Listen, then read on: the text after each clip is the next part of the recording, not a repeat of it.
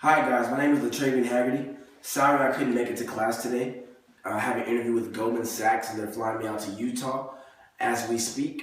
So today I want to present over video to you guys. So there's going to be two things we're going to talk about. Equipment and tools and the space requirements we're going to need. So we're going to need 4 tools, which is the drill to screw in the trucks.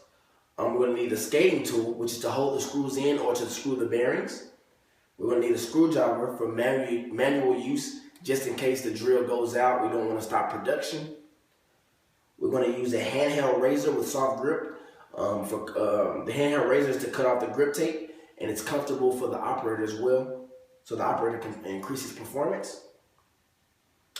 And since we're only assembling the skateboards and not actually using the raw materials to manufacture the wheels or anything like that, we're going to not have heavy machinery at the plant. So mostly all the tools that you see right here are going to be within the workstation.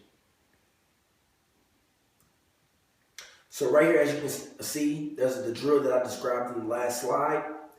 That is the screwdriver. That is the skate tool. And that is the razor grip to cut the grip tape.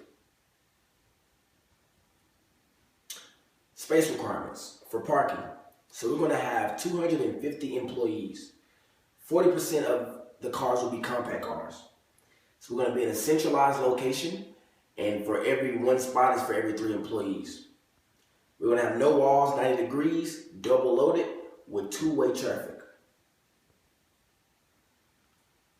So this is the table we got from the book. As you can see, the compact and standard cars, it gives you the width and the angles. And right here are some of the calculations. We're going to have 33 compact automobiles. And since there's 33, every compact car is not going to use a compact spot. So that's going to limit it down to 23 required spots that we're going to have. And this is each row in detail. For the first row, we're going to have 3% handicap spots. We're also going to have 13 spaces for the standard cars. For row 2, we're going to have 14 spaces for the standard cars. For row 3 and 4, we're going to have 14 spaces each.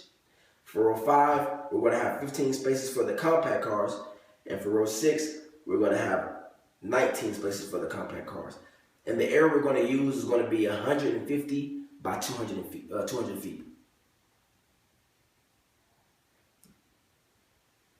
So for the restrooms, we're going to have 250 employees.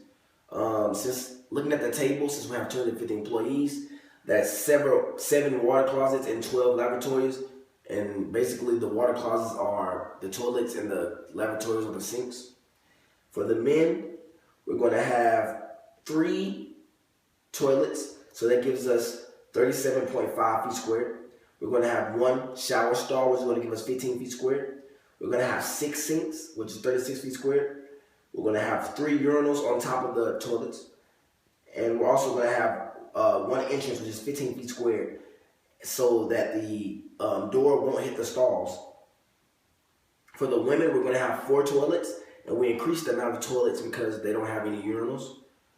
We're going to have 1 shower stall, which is 15 feet squared. We're going to have 6 sinks as well, which is 36 feet squared. We're going to have 1 entrance, which is 15 feet squared. And the total for the men is 122 feet squared.